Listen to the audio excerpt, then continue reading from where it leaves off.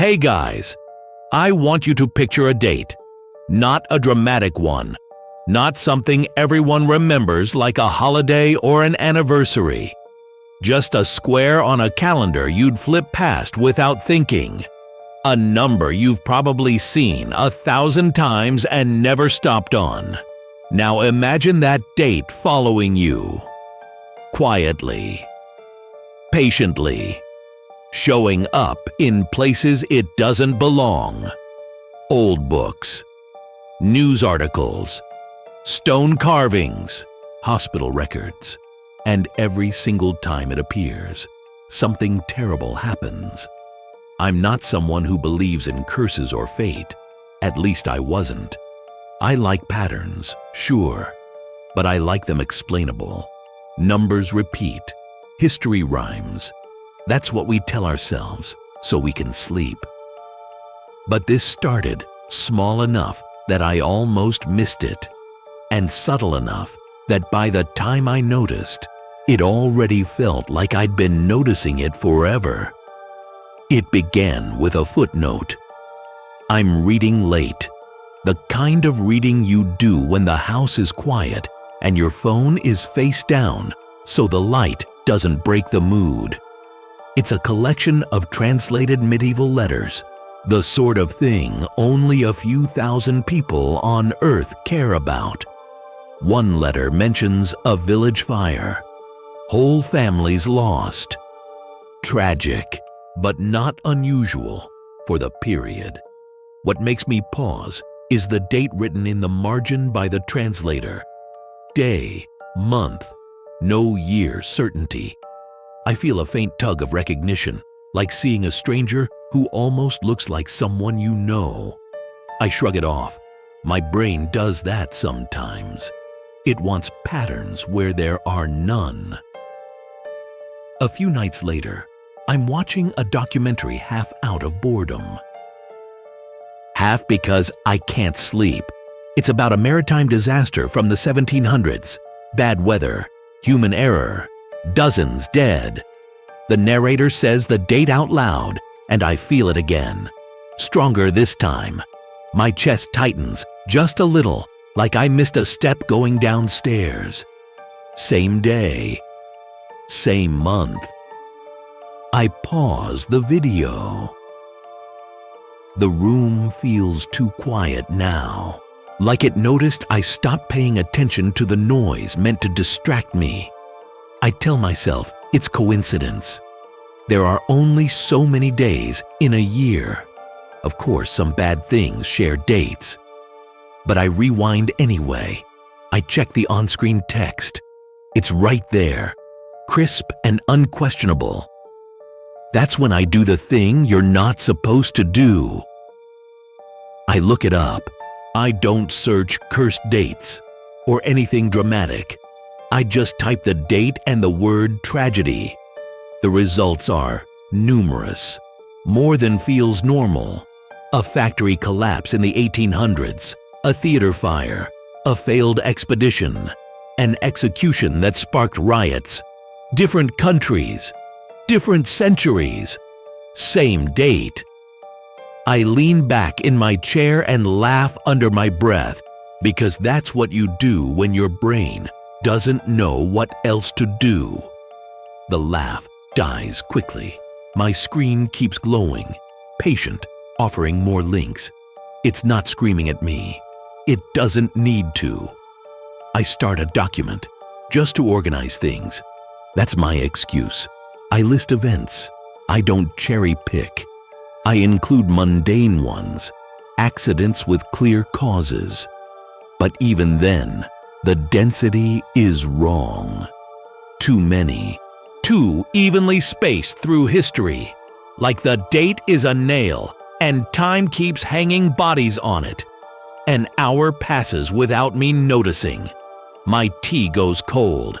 Outside, a car passes, tires whispering on pavement, and the sound makes me flinch harder than it should. I realize my shoulders are tight, raised like I'm bracing for impact. I scroll further back. Ancient sources now. Translations of chronicles. Fragmented, uncertain. Dates shift with calendars, but scholars make educated conversions. And there it is again. A city sacked, a ritual gone wrong, a bad omen day, marked with symbols instead of words. That phrase sticks with me. Bad omen day. I noticed something else then. Something I wish I hadn't. The descriptions of the tragedies aren't identical, but they echo. Fire that spreads faster than expected. Crowds that don't move when they should. Warnings ignored. People describing a feeling beforehand. Pressure, silence, the sense that the air itself is waiting. I check the date again. I know it by heart now. I don't have to look at the calendar app to see where it falls this year. It's close. That realization changes the texture of the room. The walls feel thinner, like sound could pass through them too easily. I stand up and pace, bare feet against the cool floor, grounding myself in sensation. This is just research brain, I tell myself. Pattern fatigue. You stare long enough, everything lines up. Still, I close the blinds. The next day, I try to forget it. I go through routines on autopilot. Coffee, emails, small talk that floats past me without landing. But the date keeps intruding. On receipts, on timestamps, on a license plate that idles too long at a red light while I wait to cross. By evening, I'm irritated with myself. This is how superstitions start. Smart people letting coincidences spook them. I decide to do one last check, just to disprove the feeling. I look for something good associated with the date. Births, treaties, discoveries, they exist, but they're faint, overshadowed, like footnotes themselves. What really gets me is a diary entry from the early 1900s. A man writing about a mine disaster that hasn't happened yet. He's anxious. He says the date has a sound to it, like metal under stress. He writes that he considered calling in sick just to be safe. He didn't. The entry ends unfinished. The next page is blank.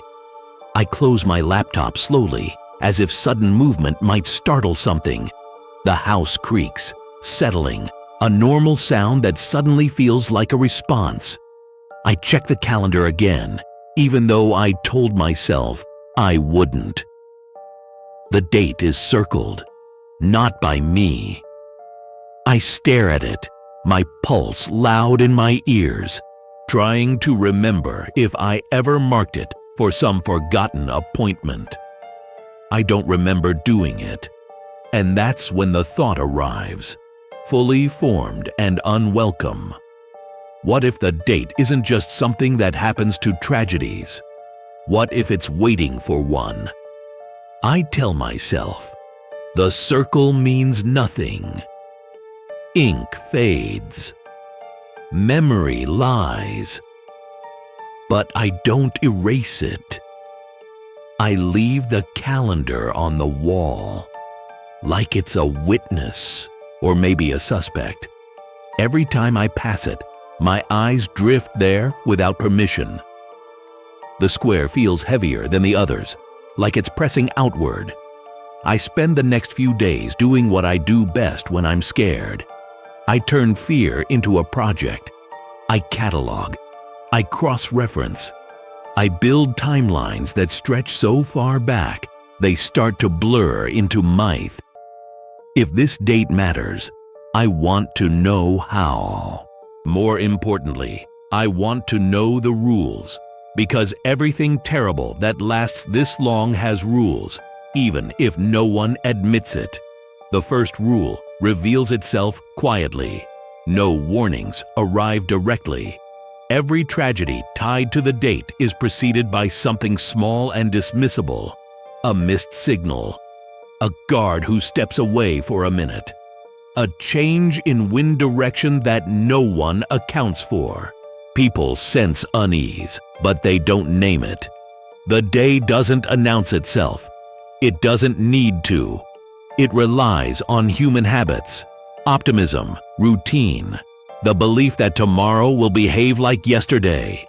The second rule is harder to accept. Interference doesn't help. I find records of attempts to prevent disasters once patterns were suspected. A town that canceled a festival, a factory that shut down early, a ship that delayed departure. In each case, something else went wrong instead. The tragedy shifted shape but not weight. Fewer died in one fire, but more drowned when panicked crowds fled. A delayed voyage avoided a storm only to strike unseen rocks in calm water. It's like the date resents being dodged. I start sleeping poorly. Not nightmares exactly, just the sense of hovering near consciousness all night, listening. The house makes its usual noises, but now they arrive with timing, like punctuation. A pipe knocks at 2:17 a.m. The refrigerator hum changes pitch at 2:18. I check my phone. The numbers glow back at me, impassive. Same day, same month, different year, still close. I test a theory. I pick a random tragedy from history and look up the days surrounding it. I want to see if the date exerts a pull, like gravity, and it does. Minor incidents cluster nearby, like debris caught in an eddy, near misses, injuries, unexplained disappearances that never quite make headlines. The date isn't alone, it's the center. By the fourth night, I realize something else. Every account that mentions a feeling describes it the same way. Not fear, not dread, pressure, as if the air is denser, as if sound travels slower, as if time itself is bracing. I feel it too now. Walking to the store, I notice people hesitate at crosswalks longer than necessary. A bus stalls, then starts again with a cough of black smoke. Someone drops a glass bottle, and the shatter echoes longer than it should. The sound stretching thin before snapping. I want to talk to someone about this. I almost call a friend. But how do you begin? Hey, have you noticed that a specific date seems statistically inclined toward mass suffering? Even thinking it sounds like the start of a joke or the end of credibility. So I keep it to myself, which makes it feel more real. The third rule emerges when I find the ledger. It's a scanned document buried in an academic archive, mislabeled, barely cited. The handwriting is tight, obsessive. Pages and pages of dates, each followed by a symbol. Some are crossed out, some circled, some marked with what looks like relief. The author writes notes in the margins, arguing with himself. He believes the date demands attention, not avoidance. That acknowledgement changes outcomes, not prevents them, but redirects them. There's a phrase he underlines repeatedly. The day selects, but does not specify. That sentence lodges in my chest and refuses to move. If the day selects, then what is it selecting for? Place, people, scale. I start overlaying maps with dates, tracing lines that don't quite intersect but come uncomfortably close. Certain regions flare more often, then go quiet for decades. Others lie dormant, like they're waiting their turn. I check my own location before I mean to. The realization comes softly, which is worse. The date isn't just historical. It's predictive, but not forward-looking in the way forecasts are. It's cyclical, like a tide, and tides don't care who's swimming when they come in. I stop digging for a full day after that. I force myself to do normal things: laundry, dishes, background noise TV.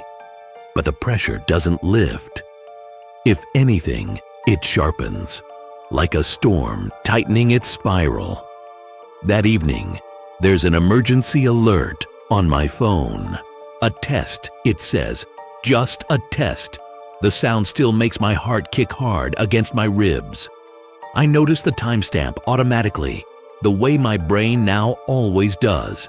Same date, different year, still close. I understand the fourth rule before I want to. Awareness doesn't make you safe. It makes you relevant. Every historical account written by someone who noticed the pattern ends abruptly. Not always with death, sometimes with silence. No more writings, no conclusions, just absence. As if the act of seeing puts you on a list you can't unsubscribe from. I sit at my desk, hands flat on the surface, feeling the faint vibration of my computer fan. The air feels thick again. I imagine the date not as a number, but as a door that opens on schedule. Whatever passes through doesn't always look the same, but it always leaves something broken behind. The worst part isn't the fear anymore. It's the certainty that the date is approaching, and now that I've noticed it, it's noticed me too. The date starts bleeding into my life in ways that feel personal, deliberate, not dramatic at first, subtle, intimate, like it's testing how closely I'm paying attention. I wake up and the first thing I see is the time on my phone. Same numbers, different order, close enough that my stomach tightens before my brain catches up. I shower longer than usual, letting the water drum against my shoulders, trying to drown out the quiet pressure that's been living behind my ears. Even the water feels heavier, like it falls slower on this day. At work, conversations drift toward accidents without anyone meaning to steer them there. A coworker mentions a bridge collapse from years ago. Someone else brings up a house fire in their old neighborhood. No one says the date out loud, but I hear it anyway, ringing between their words like an unsounded bell. I check the calendar again. The circle is still there. I look closely this time. The ink isn't mine. I don't recognize the pen pressure, the slight hesitation on one side of the loop. It's old too, faded just enough to suggest it's been there longer than this year. That night, I dream without images, just sensations, pressure on my chest, the feeling of waiting for something that knows exactly when to arrive. I wake before dawn with my heart racing and the unshakable certainty that something has shifted, not outward, inward. The first truly personal incident happens that afternoon. I'm crossing the street I've crossed 1,000 times. Same route, same timing. I always wait for the signal, even when the road is empty. Today, the walk sign flickers instead of turning solid. A car accelerates instead of slowing. For half a second, everything lines up wrong. Sound dulls. The world narrows to motion and distance and the sudden understanding of how easily stories end. The car stops inches from me. The driver looks as shaken as I feel. We stare at each other through the windshield, sharing a moment that doesn't belong to either of us. An almost, an offering that wasn't taken. I step back onto the curb, legs weak, pulse roaring. When I check the time, my hands are shaking. Same date, same month. I start noticing near misses everywhere after that. A ladder slipping but catching on a nail. A stove burner left on but discovered before smoke forms. A news alert about a train derailment downgraded at the last minute to minor incident. The tragedies feel cued, restless, like they're pacing. The pressure grows more specific. It doesn't blanket the day anymore. It peaks at certain hours, ebbs, then returns stronger. I chart it despite myself. The pattern matches. Historical accounts almost exactly. The day breathes. In, out, building toward something. That's when the date starts appearing where it shouldn't. A handwritten note in my mailbox with no stamp, just numbers. The date, no explanation. I throw it away, then fish it back out minutes later, my skin crawling at the thought of it sitting in the trash, ignored. My reflection in the dark kitchen window looks thinner somehow. Stretched, I finally reach out to someone. Not a friend, not family. An academic whose name appears again and again in my research. Someone who wrote carefully around the subject, like they were afraid of touching it directly. I send a vague email. Patterns, dates, historical clustering. I don't mention fear. I don't mention myself. The reply comes faster than expected. Just one line. Are you experiencing pressure yet? My breath catches hard enough to hurt. We exchange messages over the next few hours, cautiously at first, then with the urgency of people who know time is limited. They don't confirm the date's nature outright.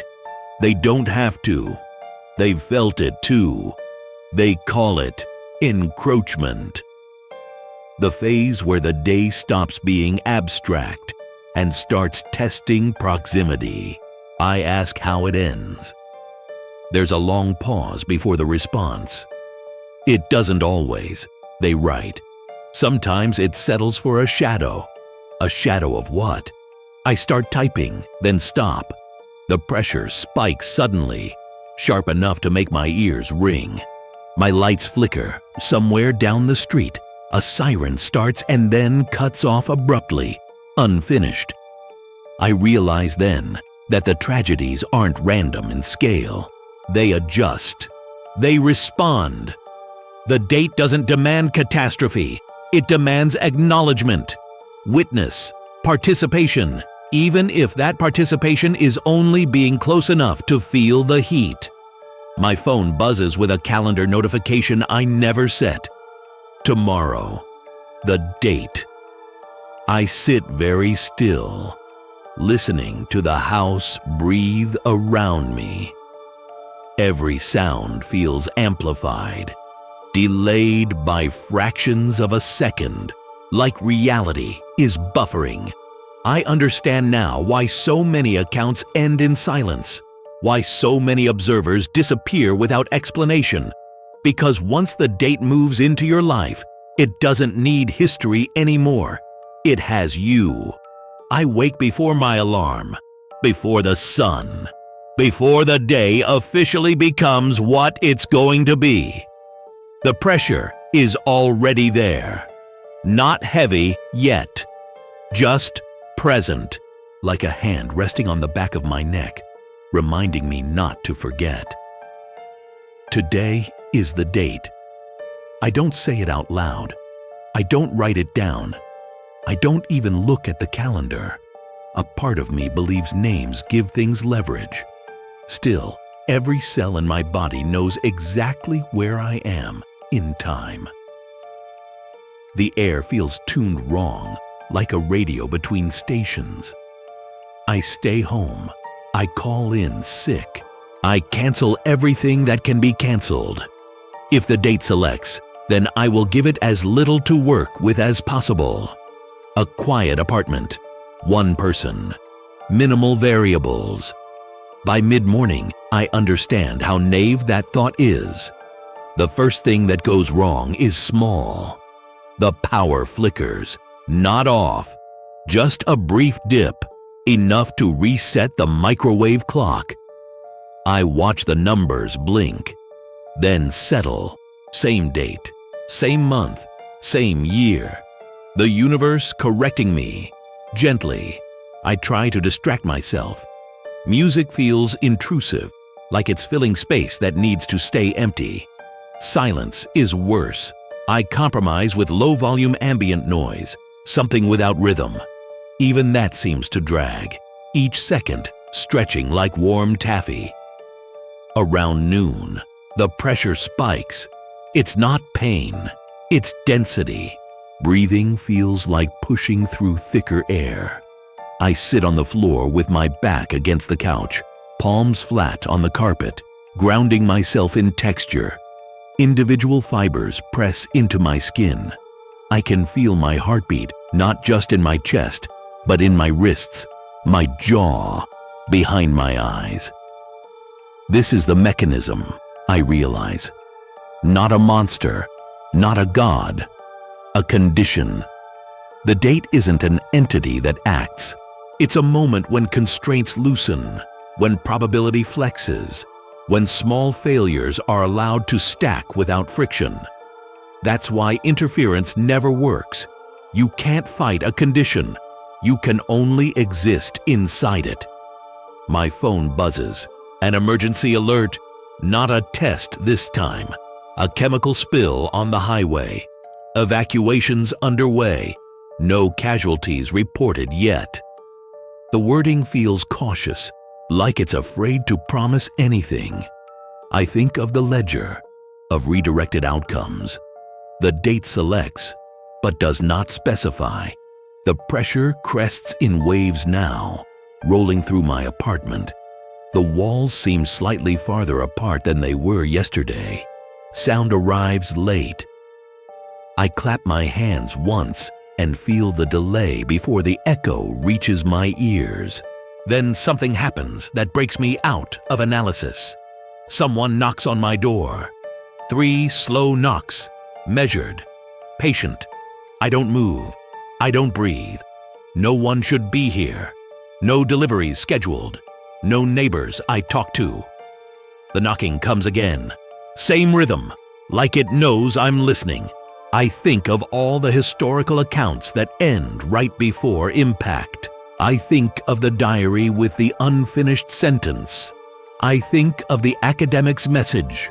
Sometimes it settles for a shadow. The pressure peaks. My vision tunnels. For a moment, I'm certain that if I open the door, something irreversible will complete itself. I don't open it. The knocking stops. Minutes pass, or hours. Time is unreliable now. Eventually, my phone buzzes again. News updates. The chemical spill contained. No deaths, injuries minor. Traffic disruptions expected. Relief washes through me so fast it makes me dizzy. I laugh once, sharp and broken. Maybe that was it. Maybe staying small worked. Maybe the date found something else and moved on. Then I notice the smell. It's faint, metallic, like overheated wires. I follow it to the kitchen and see a thin line of smoke curling from behind the refrigerator. An electrical fault, old wiring, something I couldn't have predicted. I grab the fire extinguisher, hands steady despite the pressure, screaming now, and put it out before flames can take hold. The smoke alarm goes off anyway, shrill and accusing. I silence it, heart hammering, lungs burning.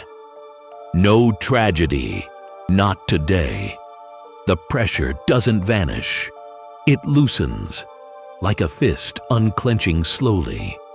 I sink to the floor, exhausted, surrounded by the quiet aftermath of almosts. I understand now. The mechanism doesn't need a spectacle. It needs compliance, recognition, acknowledgement that the day matters. Outside, Sirens fade. Somewhere, people will talk about how bad it could have been, how lucky they were. I check the time one last time before sleep claims me. The date is nearly over. I let my eyes close, believing for just a moment that I've passed the worst of it. I'm wrong. The pressure doesn't leave when the date does. That's the first thing I understand when I wake up. It's softer now, diffused. Like a bruise you only feel when you press on it. The calendar has advanced. The square is no longer today. The numbers are ordinary again, back in their proper place, behaving. Morning light fills the room with a gentleness that feels almost apologetic. I breathe deeply, slowly. Nothing happens. For a while, that's enough. I clean the apartment in silence. I throw away the note with the date on it, this time without retrieving it.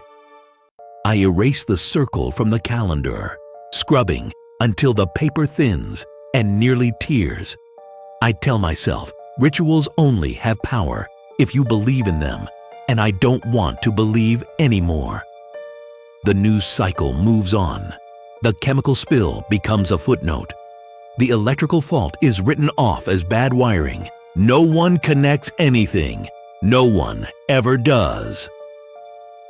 History smooths itself quickly when there's no body to anchor it. I try to return to normal life. Work, conversation, sleep, and for the most part, it works. Days stack up without incident. Weeks pass. The pressure recedes into something I can ignore, like background radiation. I almost convince myself that the date needed acknowledgement, and now it's satisfied. Almost. The first sign that it isn't over comes quietly, as these things always do. A coworker mentions an odd coincidence in passing.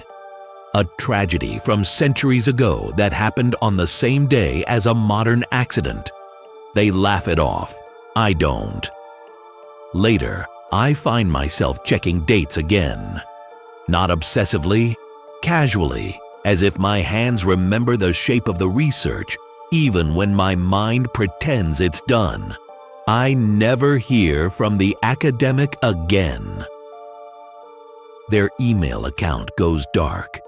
No obituary, no explanation, just absence, a familiar ending. Months later, I notice something worse. The pressure isn't tied to the date anymore. It flares when I remember it, when I acknowledge it, when I tell this story in my head, even silently. It's faint, but it's there, responding, the mechanism adapting. That's when I understand what the ledger meant by redirection. The date doesn't need to carry the weight alone. Once someone has seen it closely enough, once someone has lived through it, the load can be distributed, diluted across memory instead of history. I wasn't spared. I was repurposed. I stopped researching entirely after that realization. I avoid archives. I scroll past articles that feel too aligned. I train myself not to linger on numbers. I build routines designed to dull curiosity, safety through smallness, and most days it works. But sometimes, late at night, when the house is quiet and the world feels thin, I sense it again. That familiar density, that pause before something almost happens. And I know with a calm that scares me more than panic ever did, that the cycle doesn't require belief. It only requires witnesses. That's why I'm telling you this slowly, carefully, letting the words stretch and soften as we reach the end. You're safe right now. This is just a story, just sound and breath and imagination. Dates pass every day without consequence. Tragedy is rare. Coincidence is common. Hold on to that. Close your eyes if you need to. Feel where you are. the chair beneath you, the room around you. The simple fact of the present moment, behaving exactly as it should. Just maybe don't linger on calendars tonight.